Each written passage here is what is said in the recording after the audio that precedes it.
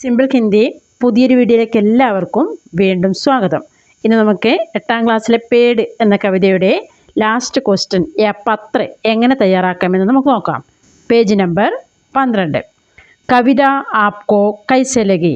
കവിത നിങ്ങൾക്ക് എങ്ങനെയാണ് തോന്നിയത്? അപ്നാ മത്ത് പ്രകട കർത്തേ ഹുയെ, തൻ്റെ അഭിപ്രായം പ്രകടിപ്പിച്ചുകൊണ്ട് കവി കെ നാം പത്ര ലിഖിയെ, കവിയുടെ പേരിൽ ഒരു ലെറ്റർ അയക്കുക. അപ്പോൾ പത്ര എന്ന് പറഞ്ഞാൽ കത്ത് യാ ചിട്ടി എന്നൊക്കെ പറയാം. അപ്പോൾ ആർക്കാണ് കത്തയക്കേണ്ടത്? സുശീൽ ശുക്ൽ അല്ലേ? നോക്കാം. കത്ത് എഴുതുമ്പോൾ ആദ്യം ശ്രദ്ധിക്കേണ്ടത് സ്ഥാൻ താരീഖ്, അതായത് number 1 സ്ഥാൻ Tariq, place and date, അത് നേരെ വലതുവശത്തേക്ക് എഴുതുക. അതുപോലെ തന്നെ രണ്ടാമത്തെ നമ്പർ പ്രിയ മിത്ര, നമ്മൾ ആർക്കാണോ കത്ത് അയക്കുന്നത് അവർക്ക് പ്രിയ മിത്ര അല്ലെങ്കിൽ പ്രിയ സഹേലി അല്ലേ? സഹേലി എന്ന് പറഞ്ഞാൽ കൂട്ടുകാരി, പ്രിയ ദോസ്ത് എന്ന് പറഞ്ഞാൽ സുഹൃത്ത്. അതുപോലെ തന്നെ ഇവിടെ ശുക്ലജിക്കാണ് അയക്കേണ്ടത്. അപ്പോൾ നമ്മൾ മുതിർന്നവർ ബഹുമാനിക്കുന്നത് കൊണ്ട് ആദരണീയ സുശീൽ ജി അല്ലെങ്കിൽ സുശീൽ ശുക്ൽ എന്നൊക്കെ എഴുതാം. നമ്പർ 3 തും കൈസേ ഹോ എന്നുള്ള നമ്മുടെ ആദ്യത്തെ ആ കത്തിൻ്റെ ഉള്ളടക്കത്തിനാണ് നമ്പർ 3 ഉപയോഗിക്കേണ്ടത്. അതായത് ഒരു ഉള്ളടക്കം നമ്മൾ എന്തൊക്കെയാണ് ഉപയോഗപ്പെടുത്തേണ്ടതെന്ന് മനസ്സിലാക്കേണ്ടതാണ്. ഏറ്റവും കൂടുതൽ അതാണ് എഴുതാനുള്ളത്. അതുപോലെ തന്നെ 4 എന്താണ് എഴുതുക?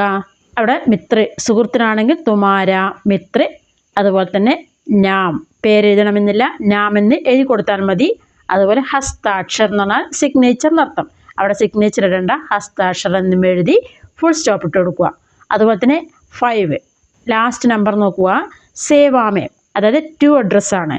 ആർക്കാണോ അയക്കുന്നത് അതിന് സേവാമേം എന്ന് പറയും. അതിൽ നാം എന്നെഴുതി കൊടുത്താൽ മതി, പേരെഴുതണമെന്നില്ല.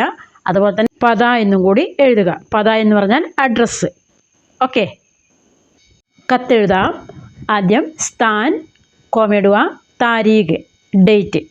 ഓക്കെ, നെക്സ്റ്റ് പ്രിയ സുശീൽ ശുക്ലജി നമസ്തേ, അങ്ങനെയും പറയാം. അല്ലെങ്കിൽ ആദരണീയ സുശീൽ ശുക്ലജി നമസ്തേ, അങ്ങനെ പറയാം. ജസ്റ്റ് എഴുതി നോക്കുക. मैं आशा करता हूँ कि आप कुशल है ना. मैं 8वीं कक्षा का एक छात्र हूँ. मैंने आपकी लिखी हुई पेड़ नामक कविता पढ़ी, मुझे बहुत पसंद आई. ये बात बताने में मैं लिख रहा हूँ.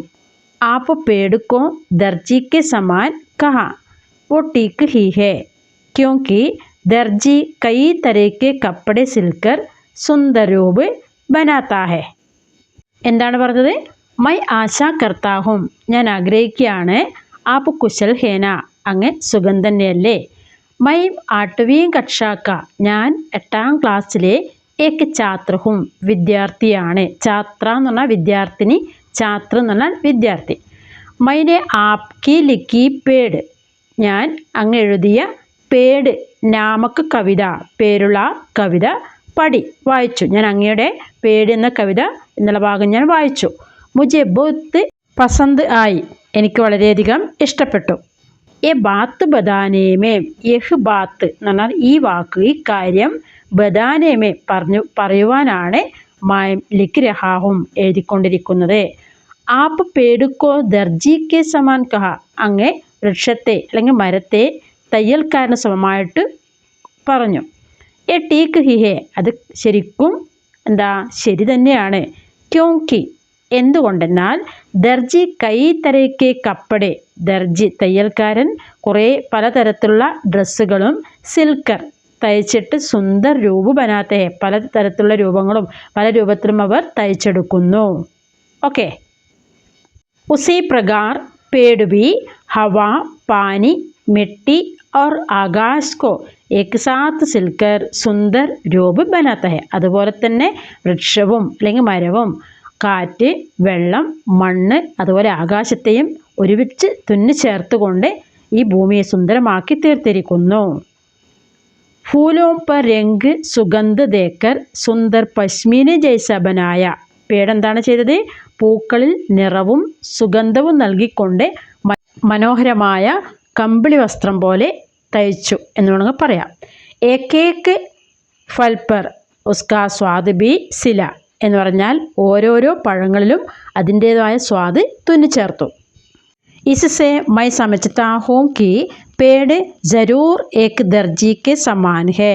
आपकी एक कविता पढ़कर मुझे अब पेड़ और प्रकृति की और स्नेह बढ़ गई है.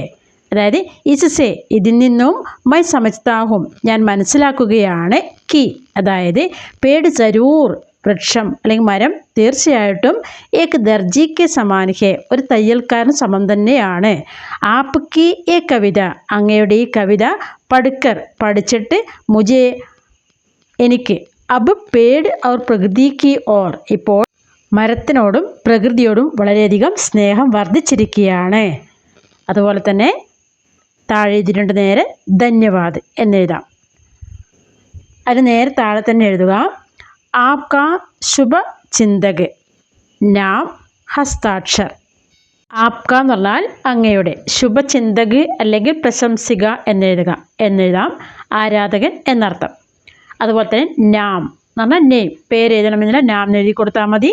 ഹസ്താക്ഷർ ഒപ്പിടണമെന്നില്ല, ഹസ്താക്ഷർ തന്നെ എഴുതി വെക്കുക, ഫുൾ സ്റ്റോപ്പ്.